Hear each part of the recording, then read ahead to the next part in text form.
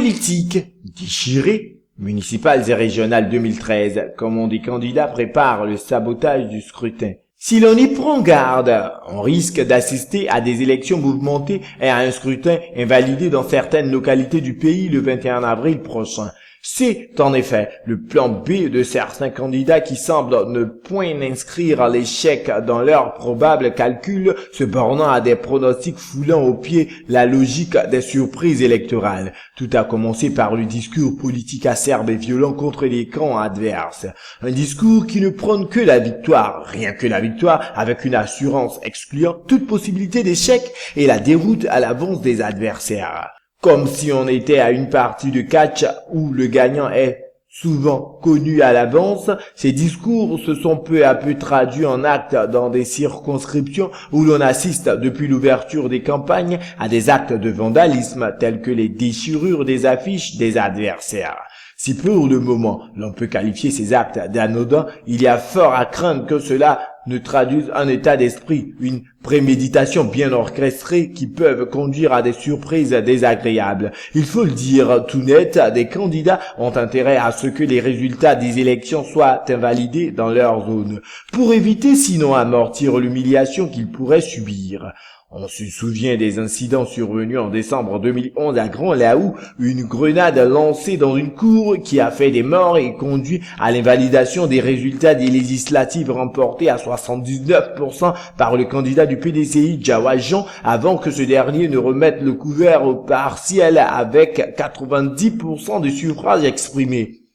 Les déchirures d'affichage, ça et là aujourd'hui, ne sont pas forcément que l'œuvre des adversaires dans toutes les circonscriptions où on note ces incidents. Certains orchestrent eux-mêmes ces incidents pour préparer déjà les esprits au chaos qu'ils laissent profiler à l'horizon. En la matière, Trégide, Koumachi Plateau, Abobo et la grande et sensible circonscription de Yokougon s'illustrent depuis quelque temps. On se dispute les espaces de campagne, on se déchire les affiches, on menace ou intimide les partisans de ses adversaires, etc. Bref, on simule plusieurs scénarios dont la finalité n'est rien d'autre que le sabotage du scrutin pour lequel certains candidats savent bien qu'ils ne feront pas le poids face à ses adversaires bien connus et adoubés sur le terrain.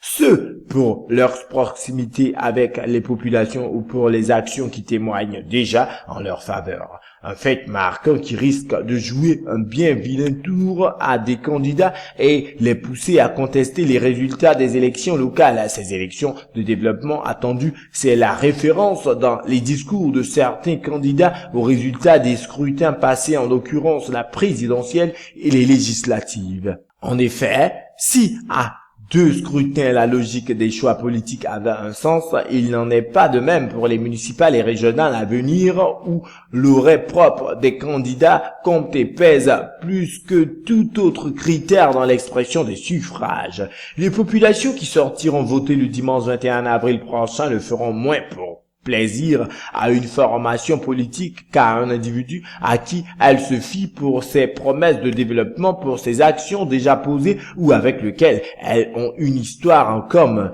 celle pas forcément du militantisme politique mais surtout de la foi en un idéal partagé. Ceci mérite également d'être bien compris par les candidats qui ne semblent plus disposés à une semaine du scrutin à entendre raison, certains étant formés à toute autre logique que celle qui les assure de leur victoire. Attention, une élection reste une élection.